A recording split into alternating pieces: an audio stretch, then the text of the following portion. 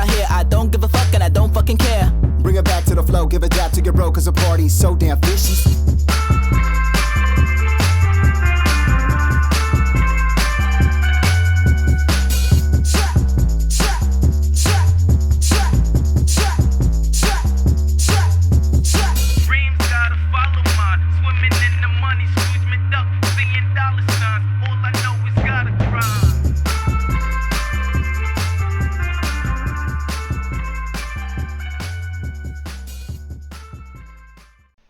Hey, salut à tous et bienvenue sur Asphalia Manga. Dans cette vidéo, je vais vous présenter deux animés.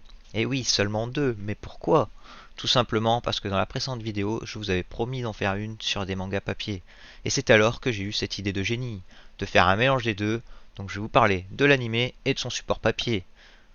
Alors ne perdons pas de temps et commençons par le premier animé. Alors le premier animé n'est autre que Dusk Maiden of Amnesia. C'est un anime de 12 épisodes de 24 minutes, sorti printemps 2012. Il aura pour thème comédie, drame, ecchi, horreur épouvante, mystère, psychologique, romance, school life, surnaturel. Pour un anime de 2012, il est vraiment très beau visuellement. Il va donc nous parler d'une jeune étudiante nommée Kanoe Yuko, qui après d'étranges circonstances est laissée pour morte à l'intérieur de l'ancien bâtiment de l'académie Seikyu. Quelques années plus tard, un nouvel étudiant du nom de Nya Teishi, d'une classe de première année, se perd dans ce vieux bâtiment.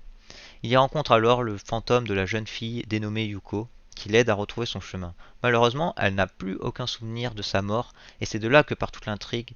Le jeune Teishi décide alors d'aider la jeune Yuko à découvrir la raison et la cause, ainsi que tous les mystères qui entourent l'école sur le fameux fantôme de Yuko.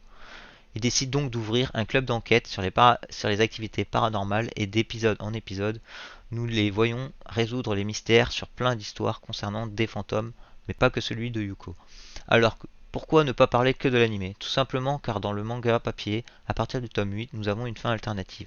Je trouve donc intéressant de regarder l'anime entièrement, et si vous a plu, de voir potentiellement la deuxième fin écrite par l'auteur Maybe lui-même.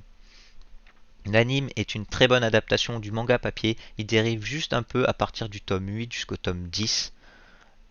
Les tomes sont disponibles en France et sont édités par Kana. Vous pouvez tous les procurer sur différents sites comme Amazon ou la Fnac. Je conclus donc pour vous dire que cet animé va vous donner envie de le regarder d'un trait. En plus, les dessins du manga sont magnifiques, les traits artistiques de l'animé sont magnifiques aussi. Je vous conseille fortement d'aller y jeter un œil. Si vous avez envie de voir cette fin alternative, n'hésitez pas à lire entre le tome 8 et 10. Alors avant, il était disponible sur Crunchyroll, mais il ne l'est plus, donc il va falloir faire quelques recherches pour trouver cette petite pépite. Alors le deuxième animé n'est autre que Re-Life. Pour moi, actuellement, c'est mon coup de cœur du moment en Slice of Life, enfin un anime qui a une bonne fin. Il a été fait en 2016, il aura pour thème comédie, drame, romance, school life, science-fiction, slice of life.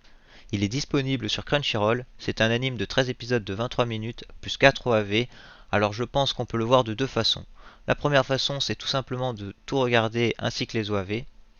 Et la deuxième manière, c'est de regarder les 13 épisodes et de lire à partir du tome 8 ou chapitre 98 jusqu'au tome 15. Même si le tome 15 n'est pas encore disponible en France pour l'instant, on en est à 14 tomes traduits sur 15. Et ensuite, regardez les 4 OAV. Mais parlons un peu de l'histoire sans spoiler. C'est l'histoire de Arata Kaizaki, un homme de 27 ans et sans emploi. Il rate en effet tous ses entretiens et n'a tenu que 3 mois dans sa dernière entreprise. Un jour, en rentrant du bar, il fait la rencontre de Ryo Yoake, membre de l'institut Re-Life Research, et propose à Arata d'être cobaye pour leur dernier projet. Il lui passe un médicament qui lui permettra d'avoir l'apparence d'un lycéen de 17 ans et de pouvoir retourner au lycée, tout frais payé par le laboratoire. Grâce à ce médicament, il va pouvoir rattraper ses précédents échecs dans la vie et de faire une introspection sur lui-même et donc d'avoir une seconde chance. Alors pourquoi c'est un coup de cœur? Car dans tout l'anime, nous avons diverses intrigues et apprenons pourquoi Kaizaki est devenu ainsi. On voit que le passé du personnage principal n'est pas si joyeux que ça, et on voit que le scénario a été très bien travaillé.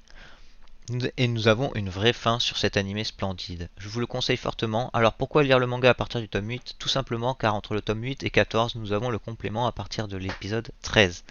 Les OAV sont un bref condensé de ces 7 tomes. On peut dire que c'est une mini saison 2. Donc si vous voulez vraiment savoir tout ce qui se passe entre les personnages, il faut regarder les épisodes de 1 à 13 puis lire le tome de 8 à 14 et ensuite regarder les 4 OAV, mais rien n'empêche de tout regarder et de compléter ça à partir du tome 8. Je vous laisse dans la description le nom des animés et les endroits où reprendre les scans ou les tomes. N'hésitez pas à liker et partager la vidéo si elle vous a plu. Je vous remercie par avance d'avoir regardé cette vidéo. C'était Asphalia Manga. Sur ce, à bientôt dans mes prochaines vidéos.